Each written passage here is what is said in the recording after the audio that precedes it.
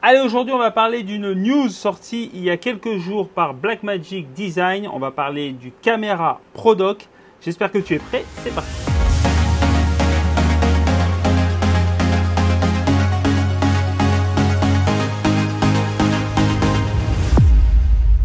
Alors Blackmagic a annoncé cette semaine, en parallèle des annonces des sorties des nouveaux iPhone 17 Pro et 17 Pro Max, ils ont annoncé l'arrivée du Blackmagic Camera Pro Dock, qui est un nouveau dock qui permet d'ajouter des connexions professionnelles à vos iPhone 17 Pro et 17 Pro Max, qui inclut le Genlock, le timecode externe, une sortie HDMI, une entrée micro et une prise casque, et la possibilité de brancher des disques durs externes.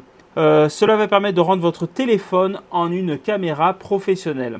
Alors, on va regarder un petit peu tout ça dans le détail. Ajouter des connexions professionnelles avec le Blackmagic Camera Pro Dock. Donc, ça permet donc, a priori, c'est uniquement destiné aux nouveaux iPhone 17 Pro et 17 Pro Max, puisque ces nouveaux téléphones on le dit, ont intégré des fonctionnalités supplémentaires au niveau de la vidéo et notamment photo et vidéo. Donc au niveau de ce Pro Dock, vous allez pouvoir au niveau de votre iPhone donc gérer le Genlock et le timecode pour une production multicaméra. Donc ça, c'est des signaux qui vont permettre de synchroniser les caméras entre elles et de pouvoir les afficher à la frame près au niveau du mélangeur. Donc ça, c'est une fonction qui va intéresser les gens qui veulent se servir des iPhones pour des productions audiovisuelles en multicaméra. Donc ça, effectivement, ça peut servir pour des petites productions sur un petit plateau, de pouvoir mettre 2-3 iPhones, éventuellement en podcast, pour pouvoir faire du multicam assez facilement. Il y a également une sortie HDMI pour le monitoring sur le plateau. Ça peut être pas mal, soit pour avoir un écran plus grand pour faire une mise au point plus fine, ou bien pour reporter l'image ou l'envoyer carrément dans une régie. On peut imaginer même mettre un petit transmetteur vidéo HF avec une prise HDMI pour pouvoir reporter l'image au niveau d'un mélangeur. Donc ça, c'est vraiment pas mal. Bon, même si honnêtement, moi j'aurais bien aimé une sortie SDI, mais bon, l'HDMI c'est déjà pas mal, on va dire. Vous pouvez avoir une entrée micro et une sortie casque. Donc là par contre, ce sera une entrée audio mini jack. Donc à prendre en compte, mais par contre voilà, vous allez pouvoir brancher très facilement un micro DJI, un micro Rode, donc ça c'est pas mal pour avoir des prises de son de bonne qualité et vous pourrez les écouter en temps réel grâce à la prise casque. Vous allez pouvoir ajouter des accessoires et des disques externes. Donc vous avez deux ports USB 3.2, ça vous permettra de connecter des disques externes et d'enregistrer directement dessus. On le sait au niveau des iPhones, un des points faibles des iPhones, c'est la capacité de stockage qui se remplit très facilement.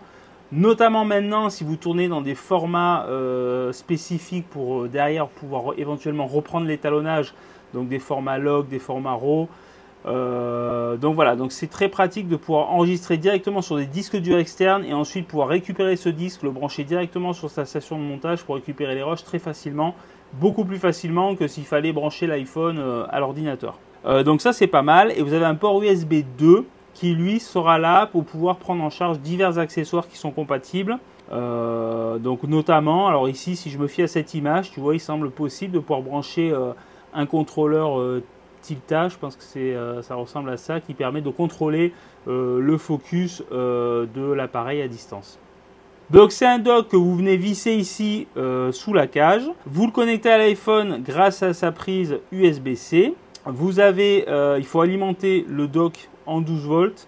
Donc là, il faut prévoir soit de pouvoir se brancher sur du secteur, soit de pouvoir monter une batterie avec. Les deux ports USB-C haut débit, donc qui permet de brancher les disques durs. Ici, le port USB-C standard qui va permettre de brancher les accessoires. Ici, la sortie HDMI pour récupérer le signal vidéo. Ici, les deux prises BNC Genlock et timecode qui vont permettre de faire la synchronisation pour du multicaméra, et ici les connexions audio, donc une entrée et une sortie. C'est un boîtier qui est somme toute assez léger, parce que j'ai regardé, il fait environ 270 grammes, donc c'est un petit peu plus que le poids d'un iPhone. Et donc évidemment ce Pro Dock, il est voué à être utilisé avec l'application de captation de caméra de chez Blackmagic, qui est l'application Blackmagic Camera, et qui est une application intéressante puisqu'elle va vous permettre de contrôler entièrement la caméra, que ce soit au niveau de l'iris, des FPS, du shutter, de la balance des blancs, et pouvoir en fait régler la caméra exactement comme vous en avez besoin, et surtout que les réglages ne bougent pas si l'environnement lui varie.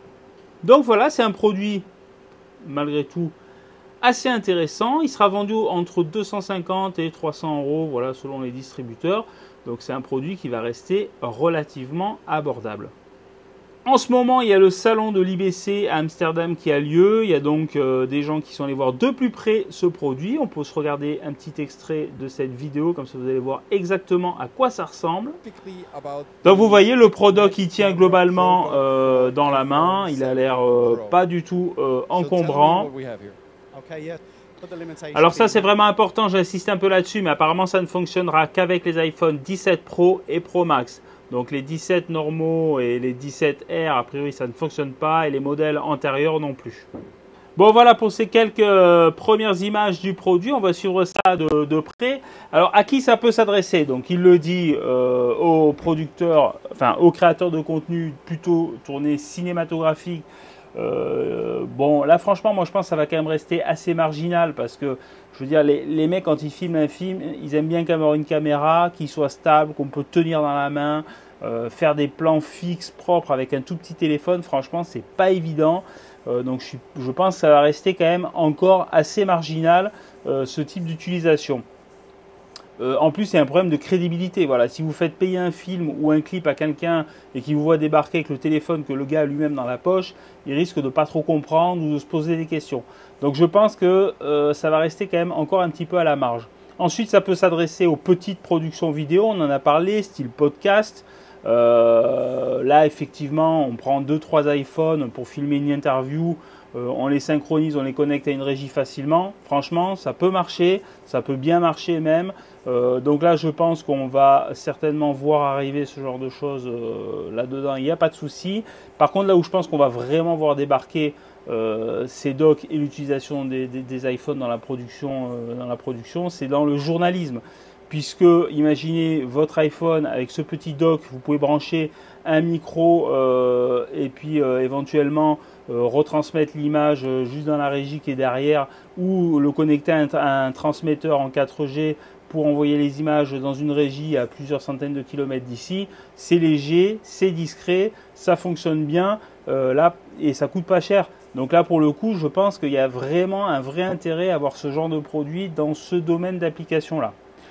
En tout cas, nous, chez Rodoprod, je pense que si on envisageait l'achat de ce produit, c'est vraiment vers ça qu'on se tournerait. C'est-à-dire qu'à l'heure actuelle, on est en capacité de mettre 2 caméras en liaison 4G pour envoyer leurs images vers la régie qui est située beaucoup plus loin. Et là, c'est vrai que ça permettrait d'avoir une 3e caméra d'appoint qu'on puisse facilement utiliser, connecter un micro dessus, envoyer l'image par la prise HDMI à la régie. Donc ça peut être une application pas mal pour nous. Voilà, on va suivre tout ça de près, on va voir un petit peu comment tout cela va évoluer. En tout cas, toi, qu'est-ce que tu en penses? Comment tu as ressenti cette annonce? Est-ce que tu penses que ce genre de produit peut être utile? Qu'est-ce que tu penses du prix? On en parle ensemble dans les commentaires. Et sinon, n'hésite pas à t'abonner à notre chaîne si notre contenu te plaît, à laisser un petit j'aime, ça nous encouragera de fou. Merci à tous ceux qui le feront, je vous dis à très bientôt. Salut!